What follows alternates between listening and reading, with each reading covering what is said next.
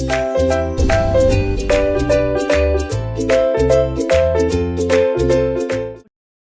Everyone, welcome to learning hour. जैसा कि इस साल जिन विद्यार्थियों ने 12th क्वालिफाई किया है, उन तमाम विद्यार्थियों के मन में बहुत सारे कश्मकश और सवाल हैं। खास करके जो विद्यार्थी डीयू के एडमिशन के लिए वेट कर रहे हैं, उनके मन में बहुत किस्म के सवाल है कि कब उनका एडमिशन होगा, कब उनका कोर्स स्टार्ट होगा, कब उनका एग्जाम होगा। और साथ ही एक और सवाल उनके मन में गूंज रहा है कि क्या इस साल से ग्रेजुएशन के कोर्स को 4 साल का कर दिया गया है, और अगर 4 साल का किया गया तो उसके पीछे उनका फायदा क्या है और किस तरीके से सब्जेक्ट को सिलेक्ट करना है। इसमें क्रेडिट सिस्टम क्या होता है, आप ये भी जानेंगे। और मैं आपके इन तमाम सवालों का जवाब दूंगा। साथ ही उन विद्यार्थियों के लिए भी ये वीडियो हेल्पफुल होगा जो रेगुलर का वेट कर रहे हैं, जो एनसीवेव का वेट कर रहे हैं और जो सोल का वेट कर रहे हैं। दोस्तों, जैसा कि मैं आपको बता दूं कि ड्यू जो है, ड्यू यानी दिल्ली यूनिवर्सिटी, ये 3 तरीके से आप इसमें एडमिशन ले सकते हैं। आप रेगुलर के थ्रू अप्लाई कर सकते हैं। रेगुलर में अप्लाई करने के लिए आपको अभी सीयूईटी का एंट्रेंस देना पड़ा होगा। उस एंट्रेंस के हिसाब से आपका कट ऑफ आएगा और उसके हिसाब से आपका एडमिशन होगा उस कट ऑफ में जिसके जैसे नंबर आएंगे। इसके अलावा एनसीवेव सिर्फ उन लड़कियों के लिए, सिर्फ गर्ल्स के लिए होता है, खास करके उन लड़कियों के लिए जिन्होंने दिल्ली के स्कूल से पढ़ाई की है और जिनके पास दिल्ली का आधार कार्ड है, उनका एडमिशन एनसीवेव में होता है। एनसीवेव के कुछ कॉलेज सिर्फ सैटरडे को खुलते हैं और कुछ कॉलेज सिर्फ संडे को खुलते हैं। अगर आपने संडे का कॉलेज ज्वाइन किया तो आपको संडे को ही जाना पड़ेगा, और अगर आपने सैटरडे का कॉलेज ज्वाइन किया है तो आपको सिर्फ सैटरडे को जाना पड़ेगा। जैसा कि हंसराज कॉलेज सिर्फ सैटरडे को ही ओपन होता है। तो अलग अलग कॉलेज, एनसीवेव के सारे कॉलेजेस कुछ सैटरडे को चलते हैं, कुछ संडे को चलते हैं। तो अगर आपने एडमिशन लिया तो आपको वीक में एक दिन ही जाना है, तो सैटरडे या तो संडे। कई बार लोग कंफ्यूज जाते हैं, वो कहते हैं सैटरडे संडे दोनों दिन है, ऐसा नहीं है। इसके अलावा एसओएल का एडमिशन भी बहुत अभी तक स्टार्ट नहीं हुआ। बहुत से बच्चे वेट कर रहे हैं कि कब होगा, कितना वक्त लगेगा। तो आपको बता देता हूं कि सबसे पहले रेगुलर के एडमिशन स्टार्ट होते हैं। रेगुलर का अभी तक कट ऑफ का कुछ अता पता नहीं है कब आएगा। इसके लिए इस साल से सीयूईटी एंट्रेंस टेस्ट की तैयारी की गई थी। एंट्रेंस टेस्ट भी लिया गया और कुछ खामियों के कारण, कुछ टेक्निकल दिक्कत आए हैं, जिसके कारण क्या हुआ कि उसको अपने डेट को एक्सटेंड करना पड़ा, एग्जामिनेशन की डेट को। तो बहुत सारे बच्चे जिन्होंने सीयूईटी का एंट्रेंस टेस्ट दिया, उनको पता होगा कि किस तरीके से उनका एग्जाम का डेट कुछ और था, फिर उनको बाद में एक्सटेंड करके बाद में एग्जाम देने के लिए जाना पड़ा। और इसके बाद फिर उसका रिजल्ट आएगा, फिर उसके हिसाब से कट ऑफ लगाया जाएगा। जब इसी का अभी सीयूईटी का जो एंट्रेंस का रिजल्ट ना आने के कारण एनसीवेव का जो रजिस्ट्रेशन था उसके डेट को एक्सटेंड किया गया। पहले उसका डेट अभी पिछले महीने खत्म होने वाला था, फिर अभी 10 सितंबर तक उसको एक्सटेंड कर दिया गया।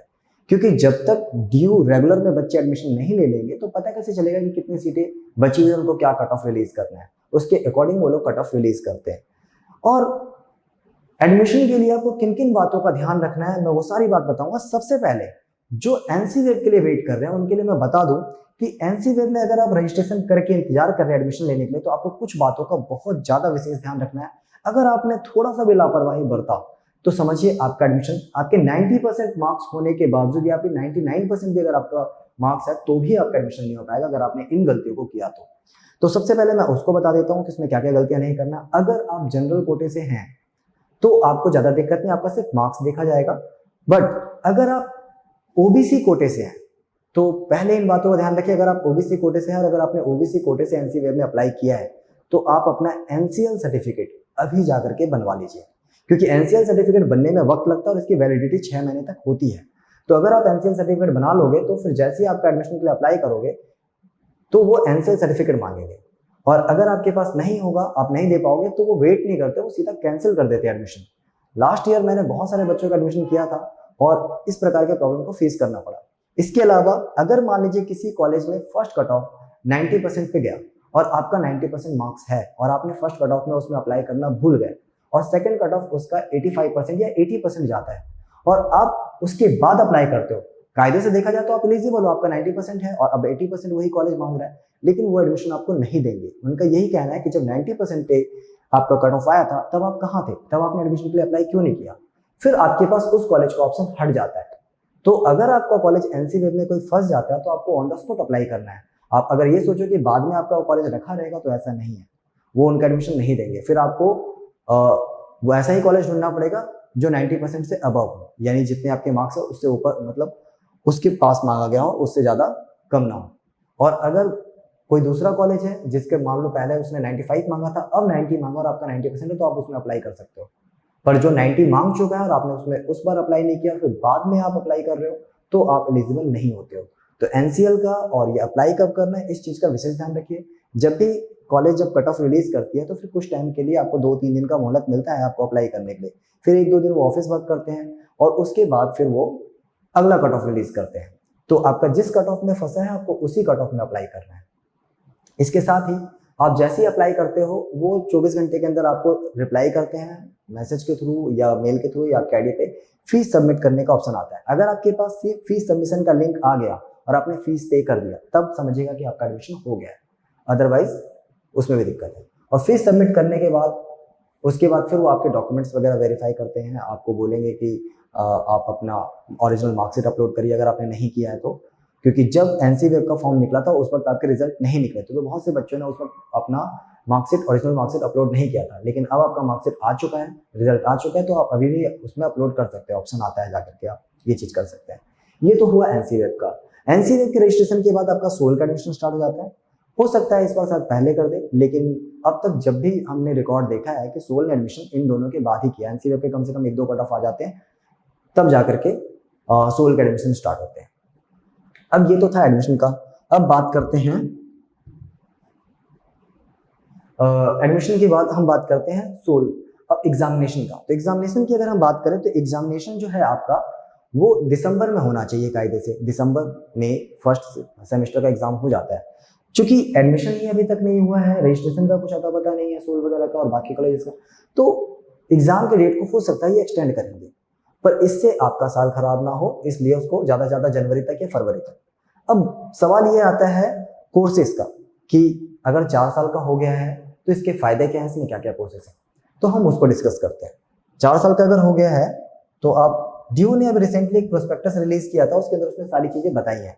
आप इसको ड्यू के ऑफिशियल वेबसाइट से जाकर के अपलोड करके अपलोड कह रहा हूँ, आप वहाँ से डाउनलोड करके आप इसको खुद भी पढ़ सकते हैं और बाकी मैं आपको बता देता हूँ क्या क्या है।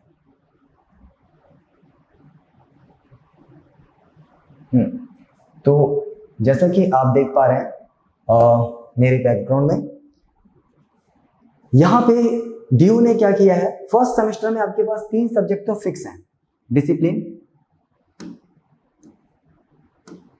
ठीक है, 3 सब्जेक्ट तो आपके फिक्स हैं, डिसिप्लिन 1, 2, 3। जिसको कर दिया गया फर्स्ट सेमेस्टर को 22 क्रेडिट का किया गया। 22 क्रेडिट का मतलब है कि आपको सब्जेक्ट इस तरीके से चुनना है कि उसकी क्रेडिट वैल्यू 22 होनी चाहिए फर्स्ट सेमेस्टर में। तो चूंकि 4-4 क्रेडिट के तो आपको डिसिप्लिन सब्जेक्ट तो फिक्स है, आपको लेना ही लेना, ये आपके मेन सब्जेक्ट है। 4 क्रेडिट 4 क्रेडिट और 4 क्रेडिट, यानी कि कितने हो गए, 12 हो गए, 4 में 4 के 12, तो 12 क्रेडिट का ये हो गया। अब उसके बाद आपको 12 क्रेडिट के बाद आपको कुछ क्रेडिट कम पड़ गए, ठीक है, तो आपको क्या करना है, टोटल 22 क्रेडिट का करना है। तो 22 क्रेडिट का आपको उसमें पढ़ना है। यहाँ पे आपके पास कुछ सब्जेक्ट के ऑप्शंस हैं, जैसे कि जनरल इलेक्टिव जो कि 4 क्रेडिट का है, ठीक है। उसके बाद आपका choose 1 from pool of AEC subject में से आपको 2 क्रेडिट का चुनना है। Choose 1 from pool of course 2 credit और कोर्स 1 फ्रॉम 2 क्रेडिट। और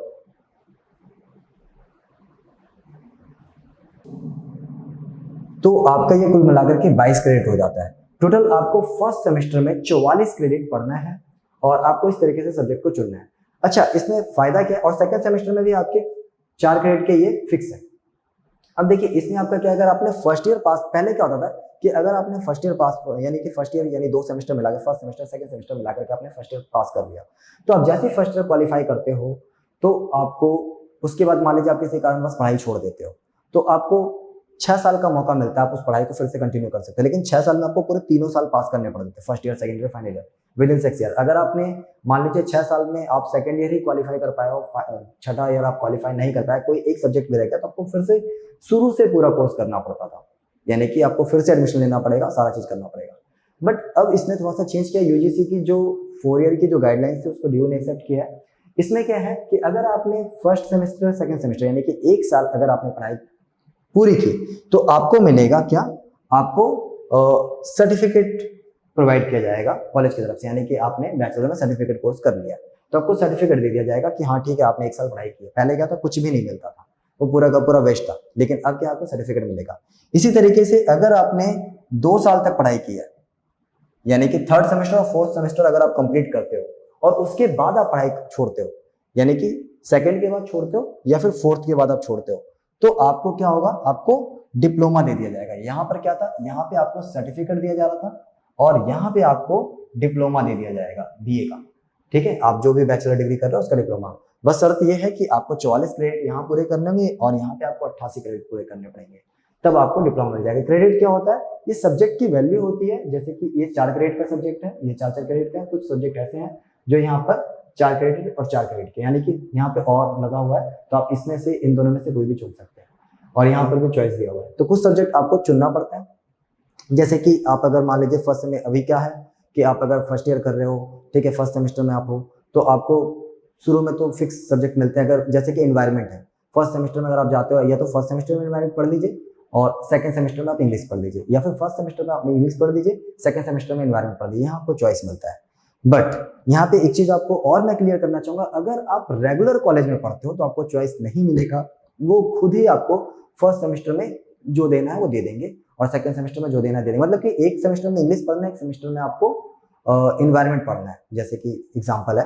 तो आप अगर रेगुलर में हो तो रेगुलर वाले डिसाइड करेंगे कि आपको कौन से सेमेस्टर में क्या पढ़ना है, लेकिन अगर आप यही आप सोल में एडमिशन लेते हो तो ये आपके हाथ में, आप फर्स्ट सेमेस्टर में इंग्लिश पढ़िए, सेकंड में एनवायरनमेंट पढ़िए, या फर्स्ट में एनवायरनमेंट पढ़िए, सेकंड में इंग्लिश पढ़िए, ये आपके हाथ में होता है, ये फायदा मिलता है थोड़ा सा। इसके अलावा क्या होता है, रेगुलर कॉलेज में चॉइस थोड़ा सा कम हो जाता है क्योंकि ज्यादा प्रोफेसर होते नहीं है ज्यादातर सब्जेक्ट के, तो इसलिए इसका थोड़ा सा दिक्कत का सामना करना पड़ता है कि बच्चों को वो सब्जेक्ट दे दिया जाता है कि नहीं आपको यही पढ़ना है। किसी किसी कॉलेज में ज्यादा सब्जेक्ट के ऑप्शन होते हैं।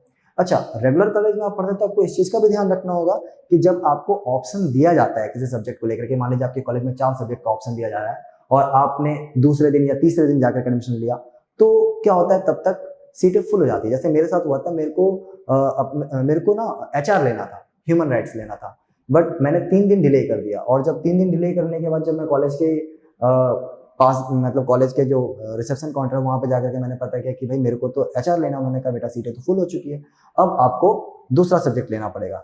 तो मैंने कहा चलो ठीक है ग्लोबलाइजेशन दे दो, तो उसकी भी सीटें फुल हो चुकी थी, लास्ट में मेरे को वीओ लेना पड़ा। तो ये चीज का आपको ध्यान रखना है, आपको थोड़ा सा अपॉर्चुनिटी यानी अवसरवादी बनना पड़ेगा। ठीक है, आपको जो सब्जेक्ट लेना है पहले से डिसाइड करके रखिए। अगर आपने डिसाइड करने में ज्यादा वक्त लगाया तब तक बेटा कोई और सीटें आपके लेके चला जाएगा, फिर आपको वो सब्जेक्ट लेना पड़ेगा जो बाकी लोगों से बच गया। अगर आप थोड़ा सा अवेयर रहोगे तो आपको चुनने का मौका मिलेगा, नहीं रहोगे तो फिर जो बचा हुआ है वो आपको मिलेगा। ठीक है, तो इस चीज का आपको ध्यान रखना है। और सोल में ऐसा कुछ नहीं है, सोल में तो आप जब भी एडमिशन करोगे आपको चॉइस देंगे, एसओएल में ऐसा दिक्कत नहीं है। अच्छा, एनसीवेब में भी आपको चॉइस नहीं मिलेगा, एनसीवेब में भी ज्यादातर टीचर्स नहीं होते, प्रोफेसर्स की शॉर्टेज चलती है, तो इसलिए उनके पास भी एक फिक्स सब्जेक्ट होता है। आप किसी कॉलेज में पढ़ते हो तो वहाँ आपके बच्चों को कंपलसरी या बैंकिंग ही उठा के दे देते हैं, उनके पास बैंकिंग ही है तो वही उनको मिलेगा और कुछ मिलता ही नहीं है। किसी कॉलेज के बच्चों को मैंने देखा है कि वो उनके कॉलेज में टूरिज्म है, टूर एंड ट्रेवल्स है, तो उनको वही मिलेगा और कुछ मिलेगा ही नहीं। और कई कई कॉलेज में हो सकता है एक्सेप्शनल कुछ केसेस ऐसे होते हैं जहाँ पर कॉलेज में 2 ऑप्शन मिल जाते हैं, बट मैंने ज्यादातर तो जहाँ तक देखा है यही देखा है कि उनके पास जो एक सब्जेक्ट होता है वो ऑप्शन में वही देते हैं। अच्छा, इसके बाद हम आगे बढ़ते हैं, साथ साथ में सारी चीज़ आपको बताते चलूंगा। और यहाँ पे हम देखते हैं कि अगर हमने 6th सेमेस्टर को यानी 5th और 6th सेमेस्टर को कंप्लीट किया तो यहाँ पे हमें बैचलर का 3 साल का हमें क्या मिल जाएगा, डिग्री मिल जाएगा। ठीक है, 6 सेमेस्टर पूरा करने पे। और इसी तरीके से अगर आपने 8 सेमेस्टर पूरा करते हैं तो आपको क्या यहाँ पे भी बैचलर का मिलेगा। Students on exit shall be awarded bachelor of जो भी आपने कोर्स किया ऑनर्स का या बैचलर का, तो आपको उसकी डिग्री मिलेगी। ये फायदा है आपको 3 साल का कोर्स और 4 साल के कोर्स में। आप चाहो तो बीच में 3 साल पे भी ड्रॉप कर सकते हो, पर 4 साल करने का तो थोड़ा सा आपके पास नॉलेज ज्यादा होगा, आप चीजों को और अच्छे से समझ पाओगे। ठीक है, अब रहा सवाल सिलेबस का, तो देखिए सिलेबस के बारे में मैं आपको बताना चाहूंगा कि लास्ट ईयर ड्यू ने 2019 के बाद अपने सिलेबस को अपडेट किया। अच्छा, यहाँ पे मैं उन बच्चों को भी बताना चाहूंगा, जैसे कुछ बच्चे हैं जिनकी एडमिशन 2019 के पहले हो रखी है, तो 2019 तक जिन बच्चों ने एडमिशन लिया है उनका एग्जाम ईयर वाइज ही होगा, यानी कि उनके साल में 3 एग्जाम ही हुआ करते थे, तो उनका एक ही एग्जाम होगा साल का, उनका कोई सेमेस्टर सिस्टम नहीं था। और जिन बच्चों ने 2019 के बाद यानी कि 2020 के सेशन से एडमिशन लिया, जहां से सीबीसीएस को इंट्रोड्यूस किया गया था, रेगुलर कॉलेज ने सीबीसीएस को पहले ही इंट्रोड्यूस कर लिया था, बट एसओएल वगैरह और बाकी के एनसीवेब वगैरह ने सीबीसीएस को बाद में लेकर के आए थे ये लोग, तो इन लोगों ने सीबीसीएस के पैटर्न को एक्सेप्ट किया। तो इनके एग्जाम जो होंगे वो कैसे होंगे, 6 मंथ के हिसाब से, यानी सेमेस्टर वाइज। इनका सिलेबस वही होगा जो भी चल रहा है, बट जो इस साल से बच्चे एडमिशन लेंगे उनके सिलेबस में थोड़ा सा मॉडिफाई होगा। अभी तक जैसा कि डीयू ने ऑफिशियली अनाउंस तो नहीं किया है, बट हाँ ये सुनने में आया है कि डीयू ने फर्स्ट सेमेस्टर के सिलेबस में क्या पढ़ाना है ये उन्होंने तैयार कर लिया है, ये इनका मतलब डिसाइडेड हो चुका है। तो ये सारी चीज़ें हैं और आप इस प्रोस्पेक्टस को आप डाउनलोड करके पढ़ सकते हैं। और यहाँ पे तमाम कोर्सेज के बारे में बताया गया है, और कोर्सेज के बारे में बताया गया, बार बार वही चीज़ आ रहा है कि आप अगर 4 साल का कोर्स कंप्लीट करते हैं तो 176 क्रेडिट आपको पूरा कंप्लीट करना होगा। 8वें सेमेस्टर में 176 क्रेडिट्स आपके पूरे हो जाएंगे। 22 क्रेडिट आप हर सेमेस्टर में पूरा कर रहे हो। 2 सेमेस्टर में 44 क्रेडिट होते हैं। इस तरीके से 1 साल का 44 क्रेडिट होता है, तो 4 साल का आपका हो जाता है 176 क्रेडिट। तो आपको इतना पढ़ाई करना है, उसके बाद फिर आपका क्या होगा, 4 साल का ये कोर्स है। और इसके साथ ही मैं आपको बताना चाहूँगा कि जो लोग भी वेट कर रहे हैं एडमिशन को लेकर के, ज़्यादा पैनिक होने की ज़रूरत नहीं है। अपने टाइम पे सब कुछ सही तरीके से हो जाएगा, और जो आपका एग्ज़ाम का डेट है उसको डीयू को बढ़ाना ही पड़ेगा। उनके पास भी ऑप्शन है, क्योंकि आपको कितना कम समय में पढ़ा करके तो एग्ज़ाम ले नहीं सकते। और आप तैयारी करिए और ऑल द बेस्ट आपके अच्छे फ्यूचर के लिए।